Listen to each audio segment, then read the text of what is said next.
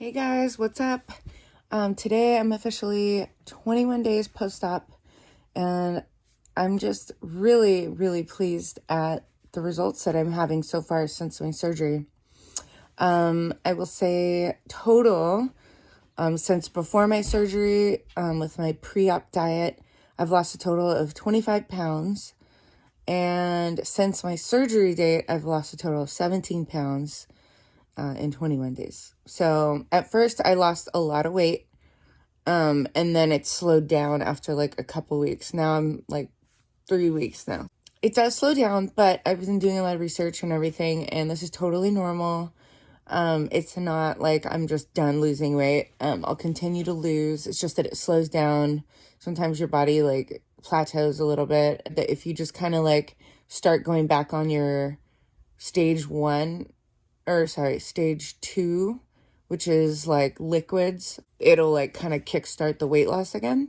But I'm just gonna take it easy because, in all honesty, as much as we get eager to want to lose weight really, really fast, I think that it's kind of a good idea to just let it happen on its own and go slowly, because also when you think about it, like with our skin being stretched out from being heavier, and then when you lose weight, the skin has to like shrink back up. It's kind of inevitable, depending on how much weight you have to lose. Having loose skin is just one of those things that is gonna happen, and I'm prepared for that. But I feel like I can try to do my best to try to keep my skin looking good. So, putting lotion on it all the time, exfoliating it. Anyways, I will say right now that I have no regrets. I've been pretty much following the diet plan that they have for after surgery, post-op. I've tried a couple little things that weren't on my list, but still qualify as stage 3. I'm still on stage 3, which is just soft foods or pureed foods. And I will say I've had a little trouble with some of the softer foods, just going down. I'm still learning how much to eat. That's the thing that's been really difficult, is just kind of learning now that there's a difference between my eyes seeing food and then what I can eat in my stomach. So I look at something and I'm like, oh, okay, it's half a cup. That's what it says I should eat. Like half a cup of cottage cheese or yogurt or whatever, or like chicken salad or something. And what I'm doing is I'm not eating slow enough, and I think I'm taking too big of bites. And a couple times I drank, not a lot, but I've had like a couple sips of water before I ate or after I ate. And that just does not sit well with me. In fact, I had a really bad situation this weekend. And from what I've heard in some of my support groups, it's called dumping syndrome. And dumping syndrome is basically something that happens to you from eating too fast, eating too much. It could be that you ate too much sugar, too much grease. There's all different factors. But I think the day that I experienced it, I had been eating too much, possibly eating too fast, because we were at the beach and I was snacking all day on like approved snacks though. But still, it can be too much. So I had a really bad situation with that. It was very stressful. We had to pull over. I had to go to the bathroom, and I felt like I was going to throw up. It was terrible. So I'm definitely kind of like learned my lesson, and now I have to be a lot more careful and diligent about slowing down my eating, not eating too much, not drinking with my meals before and after 30 minutes.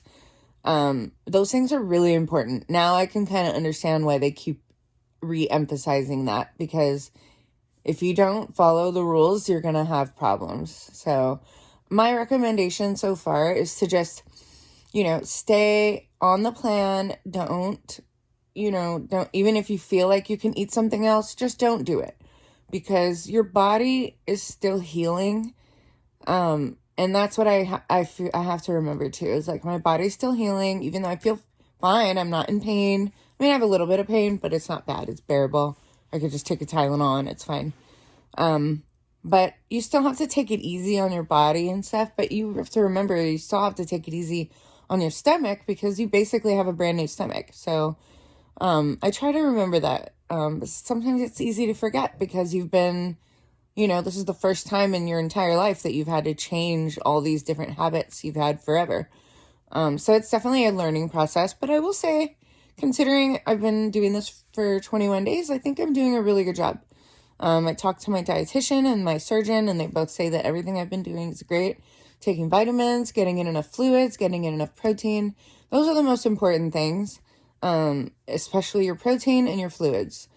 You need all that stuff a lot. It actually helps with the recovery process. And, it's crucial to not feel lethargic or nauseous, all those things, considering the fact that you're eating so little. Protein and fluids are super, super important. So that's my update, and I'm just so excited to share my journey with you guys. I was really scared going into this. I still have some fears later on, in the future because my hair might start falling out. And I heard that was one of the results of hormonal changes from having surgery and having so much rapid weight loss, which is another reason why I don't mind losing a little slower, because I feel like for some people they get a lot of hair loss because they lose a lot of weight really, really fast. But overall, I've heard it grows back, so it's not that big a deal. Anyways, so I'm doing good. 21 days post-op, 17 pounds gone since surgery, 25 pounds gone since my, my heaviest weight. Okay, thanks guys. All right.